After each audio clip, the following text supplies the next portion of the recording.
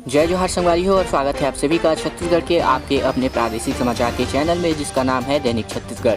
तो दोस्तों, आपका दोस्त अभिजीत कुमार आपके लिए लेकर हाजिर हो चुका है आज की चुनिंदा महत्वपूर्ण 20 बड़ी खबरें, जिनको आपको जान लेना बेहद जरूरी है, जो कि छत्तीसगढ़ के प्रादेशिक समाचार से निकलकर सामने आई है। तो दोस्तों, आज की पहली बड़ी खबर से शुरुआत करते हैं, उसके बाद आपको लगातार जो खबरें हैं वो आपको फटाफट अंदाज में बताने वाले हैं। तो दोस्तों, आज की पहली बड़ी खबर निकलकर सामने आई है, जहाँ पर आपको बता दें कि नेता प्रतिपक्ष धर्मलाल कौशिक समेत 388 नए मरीजों की पुष्टि बीते 24 घंटे में हुई है। तो वहीं 10 लोगों की मौत भी दर्ज की जा चुकी है। जी आपको बता चले कि विधानसभा के नेता प्रतिपक्ष धर्मलाल कौशिक महामारी पॉजिटिव पाए गए हैं, जबकि वे विधायक दल की बैठक में शामिल होने वाले थे, लेकिन इससे पहले ही रिपोर्ट आ गई। वे हाल ही में कई सार्वजनिक कार्यक्रमों में शामिल हुए हैं। तो वहीं इधर रायपुर में शुक्रवार को 154 समेत प्रदेश में महामारी के टोटल 388 नए मरीजों की पुष्टि हुई है, जबकि राजधानी की बस्ती अर्जुन नगर नया हॉटस्पॉट है, जहां पर एक ही दिन में 45 नए मरीजों की धमाकेदार पुष्टि की गई है। तो दोस्तों, आज की अगली बड़ी खबर की ओर बढ़े, जहां आपको बता दें कि वन अधिकार पत्र बांटने में गुजरात मध्य प्रदेश को पीछे छोड़ा छत्तीसगढ़ ने। जी आपको बताया चले कि वनवासी आदिवासियों को वन अधिकार पत्र बांटने के मामले में छत्तीसगढ़ ने भाजपा शासित मध्य प्रदेश और गुजरात के साथ ही महाराष्ट्र और ओडिशा को भी पीछे छोड़ दिया है। राज्य में अब तक 4,84,975 व्यक्तिगत और सामुदायिक वन अधिकार पत्र बांटे गए हैं, जबकि मध्य प्रदेश में 2,56,997, तो वहीं गुजरात में मात्र 93,704, तो वहीं महाराष्ट्र में 1,72,116, जबकि ओडिशा में 4,43,761 वन अधिकार पत्र यानी कि पट्टे बांटे गए हैं। जबकि मुख्यमंत्री भूपेश बघेल ने अपनी सर्वोच्च प्राथमिकता वाली योजना में तेजी लाने जिम्मेदारी अब मुख्य सचिव आरपी मंडल को दे दी है, जबकि उन्होंने वन अधिकार दावों के निरस्त होने पर नाराजगी जताते हुए सभी दावों पर पुनर्विचार कर पात्र हितग्राहियों को जल्द से जल्द मान्यता प्राप्त पत्र देने के निर्देश भी दे दिए हैं। तो दोस्तों, आज की अगली बड़ी खबर की ओर बढ़े, जहां आपको बता दें कि मुख्यमंत्री भूपेश बघेल निर्विरोध अध्यक्ष निर्वाचित किए गए, जबकि सही राम जाखर जो है चुने गए हैं कोषाध्यक्ष, जबकि प्रतिद्वंदी फिरोज अंसारी को 44 वोटों से हराया है। जी आपको बताया चले कि छत्तीसगढ़ ओलंपिक संघ के नए सदस्य अध्यक्ष मुख्यमंत्री भूपेश बघेल को बतौर अध्यक्ष चुन लिया गया है, जबकि वे निर्विरोध निर्वाचित हुए हैं। तो वहीं कोषाध्यक्ष पद के लिए शनिवार को मतदान में स्विमिंग संघ के सही राम जाखर विजयी हुए हैं, जबकि उन्होंने अपने प्रतिद्वंदी हॉकी संघ से फिरोज अंसारी को 44 वोटों से शिकस्त दी है। जबकि रायपुर के वीआईपी रोड स्थित होटल में मतदान किया गया, जबकि अन्य सभी सदस्य निर्विरोध चुने गए, जबकि हॉकी संघ से फिरोज अंसारी को 8 और स्विमिंग संघ से शाही राम जाखर को 52 वोटों की जो गणना है उसके आधार पर मिले हैं। तो दोस्तों, आज की अगली बड़ी खबर निकलकर सामने आई है, जहां पर आपको बता दें कि गणेश उत्सव को लेकर नियमों की जानकारी दी गई है, जबकि समितियों को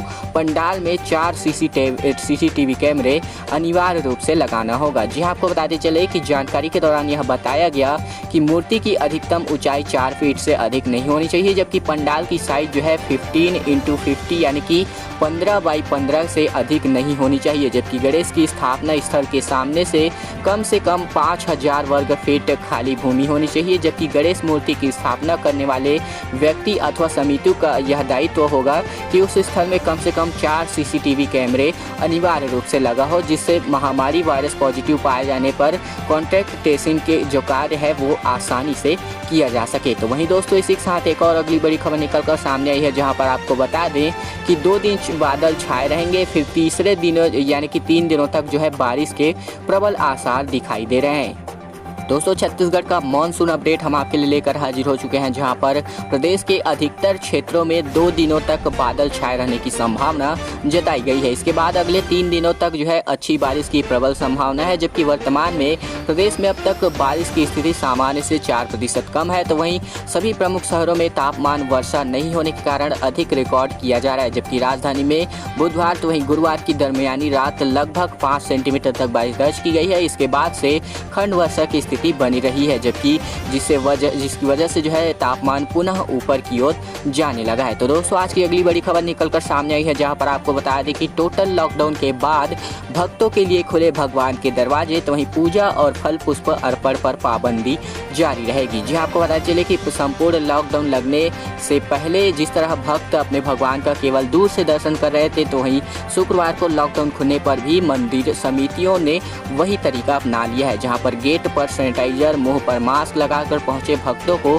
बारी बारी से भगवान का दर्शन करने के लिए प्रवेश दिया गया। जबकि 16 दिनों तक भगवान जो है अपने भक्तों से दूर रहे, न तो पूजा करने दिया गया और न ही पुष्प फल अर्पण किया गया। तो इस दौरान पहले जैसी पाबंदी के चलते भक्तों को निराशा हुई, जबकि इस कारण लोग यह कहने से नहीं चूके जब पूरा बाजार खुल रहा है तो भगवान को श्रद्धापूर्वक फल फूल नारियल चढ़ाने से महामारी नहीं फैलेगा। इस पर प्रशासन को भी विचार करना चाहिए, ऐसा कहना था भक्तों का। तो इस रिलेटेड अब बड़ी खबर निकलकर सामने आई है। तो दोस्तों आज की अगली बड़ी खबर की ओर रुख करें, जहां पर नई जो शिक्षा नीति है उस पर ये बदलाव किए गए हैं कि अब स्थानीय बोलने वाले जो शिक्षक है, माफ कीजिए, जो व्यक्ति है वो ही सिर्फ शिक्षक बन सकेंगे। अब जी हाँ, आपको बताते चले कि नई शिक्षा नीति एक उत्कृष्ट शिक्षक की वकालत करती है। इसके तहत शिक्षक पेशे में तभी नौकरी मिल सकती है जब अभ्यर्थी जो है 4 वर्षीय इंटीग्रेटेड बीएड पाठ्यक्रम कर पाएंगे। ग्रामीण क्षेत्रों में कुछ विशेष मेरिट आधारित छात्रवृत्ति भी स्थापित की जाएगी। ऐसे अभ्यर्थी जो स्थानीय भाषा बोलते हैं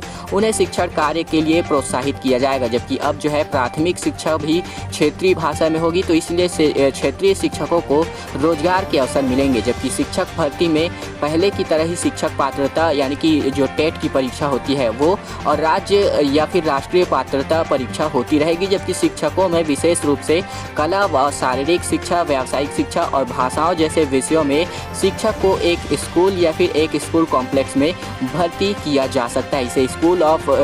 इसे ग्रुप ऑफ स्कूल भी कहा जाएगा। तो दोस्तों आज की अगली बड़ी खबर निकलकर सामने आई है, जहां पर आपको बता दें कि एशिया की सबसे बड़ी मानव निर्मित जंगल सफारी में एक बार फिर पर्यटक शेर की दहाड़ सुन सकेंगे। जी हम आपको बताते चले कि जो है नया रायपुर स्थित जंगल सफारी में अब जो है जो जंगल सफारी है तो उसको खोलने की तैयारी पूरी हो चुकी है। जबकि महामारी संक्रमण से बचाव के लिए लागू किए गए लॉकडाउन का ताला यहाँ पिछले 17 दिनों से था, तो अब यहाँ आम लोग भी आ जा सकेंगे। जबकि जंगल सफारी को अनलॉक करने साथ ही कुछ नियम भी तय किए गए हैं। इसके मुताबिक जो है गर्भवती महिलाओं को नहीं जाने दिया जाएगा, जबकि 10 वर्ष से कम और 65 वर्ष से अधिक लोगों का प्रवेश यहाँ पर वर्जित रहेगा। तो दोस्तों आज की अगली बड़ी खबर निकलकर सामने आई है, जहाँ पर आपको बता दें कि वर्ल्ड ट्राइबल डे यानी कि विश्व आदिवासी दिवस पर ये खबर निकलकर सामने आई है कि आदिवासी समुदाय को जल, जंगल और जमीन से जोड़ने की हो रही है सार्थक पहल। जी हाँ, छत्तीसगढ़ में आपको बताते चले कि मूल निवासियों को हक दिलाने और उनकी समस्याओं का समाधान, भाषा, संस्कृति, इतिहास के संरक्षण के लिए संयुक्त राष्ट्र संघ की महासभा द्वारा 9 अगस्त 1994 को जिनेवा शहर में विश्व मूल निवासी प्रतिनिधियों का प्रथम अंतर्राष्ट्रीय मूल निवासी दिवस सम्मेलन आयोजित किया, जहां पर संयुक्त राष्ट्र संघ ने व्यापक चर्चा के बाद 21 दिसंबर 1994 से 20 दिसंबर 2004 तक प्रथम मूल निवासी दशक और प्रत्येक वर्ष 9 अगस्त को मूल निवासी दिवस यानी कि विश्व आदिवासी दिवस मनाने का फैसला ले लिया है और विश्व के सभी देशों को मनाने के निर्देश भी दिए गए हैं। जबकि छत्तीसगढ़ में पहली बार राष्ट्रीय आदिवासी नृत्य समारोह का आयोजन गत वर्ष 27 से 29 दिसंबर तक राजधानी रायपुर में किया गया। तो वहीं मुख्यमंत्री ने हाल ही में नवा रायपुर में आदिवासी संग्रहालय की स्थापना की घोषणा भी कर दी है। तो दोस्तों आज की अगली बड़ी खबर निकलकर सामने आई है, जहां पर आपको बता दें कि एनएचएम कर्मचारी महासंघ ने फिर उठाई नियमितीकरण की मांग। तो वहीं सीएम को खत लिखकर कहा कि नियमितीकरण ही होगा महामारी योद्धाओं का सही सम्मान। जी हाँ दोस्तों, आपको बताते चले कि छत्तीसगढ़ में कार्यरत 13,000 स्वास्थ्य संविदा कर्मचारी जो कि एनएचएम यानी कि एड्स कंट्रोल सोसाइटी के अंतर्गत कार्यरत हैं, उन्होंने नियमितीकरण की मांग दोहराते हुए शासन से मांग की है कि विगत 15 वर्षों से कार्यरत कर्मियों का नियमितीकरण किया जाए। जबकि अभी महामारी काल में इन्हीं कर्मियों के द्वारा अग्रिम पंक्ति पर कार्य करते हुए जहाँ शासन प्रशासन का पूरा सहयोग जो है 24 घंटे तत्पर रहते हुए किया है।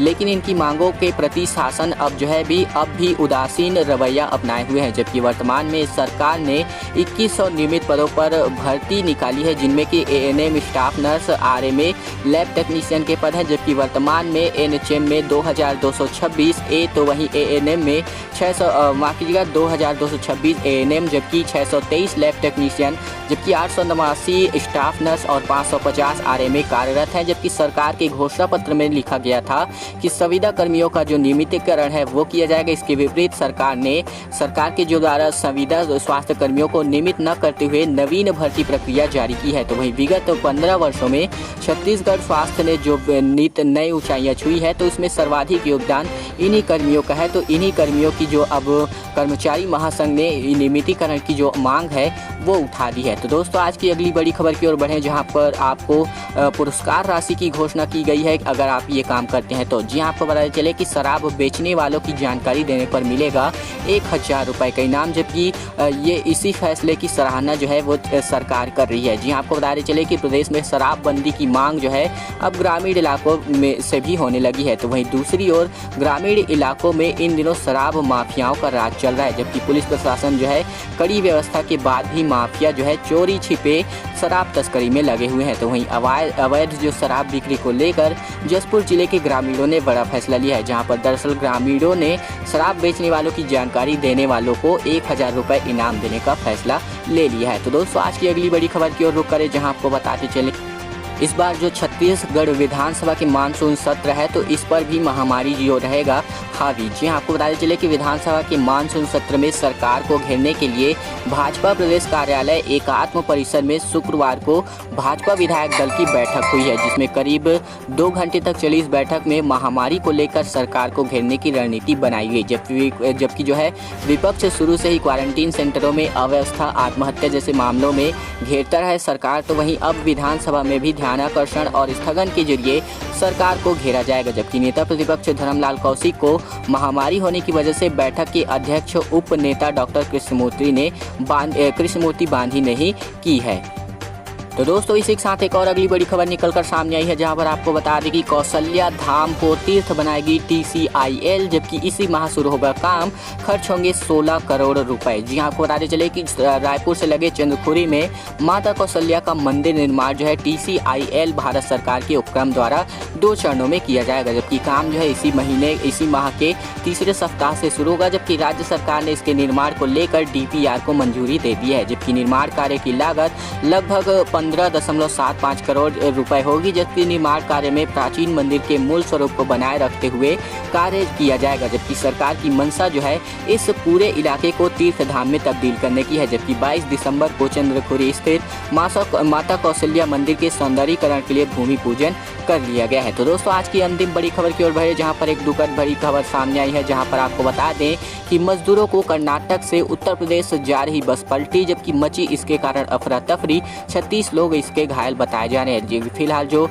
न्यूज़ निकलकर सामने आई है उसके मुताबिक मजदूरों को कर्नाटक से उत्तर प्रदेश नेपाल बॉर्डर जा रही बस जो है सांकरा रेलवे क्रॉसिंग के पास धमतरी में पलट गई, जबकि इस दुर्घटना में एक मजदूर को गंभीर तथा 36 मजदूरों को मामूली खरोंच आई है। जबकि हादसे के बाद पुलिस और पेट्रोलिंग पार्टी जो है मौके पर पहुंचकर घायल मजदूरों को अस्पताल पहुंचाया गया है। उल्लेखनीय है कि शुक्रवार को अल सुबह धमतरी के रास्ते बेंगलोर यानी कि कर्नाटक की बस क्रमांक जो है यहाँ पर आप देख सकते हैं, जो कि माफ कीजिएगा K20 जो है C4097 मजदूरों को लेकर उत्तर प्रदेश के पलिया खीरी जा रही थी, जो कि रास्ते में ही दुर्घटनाग्रस्त धमतरी के पास बताई जा रही है। तो दोस्तों, आज की खबरों का सिलसिला यहीं तक का था।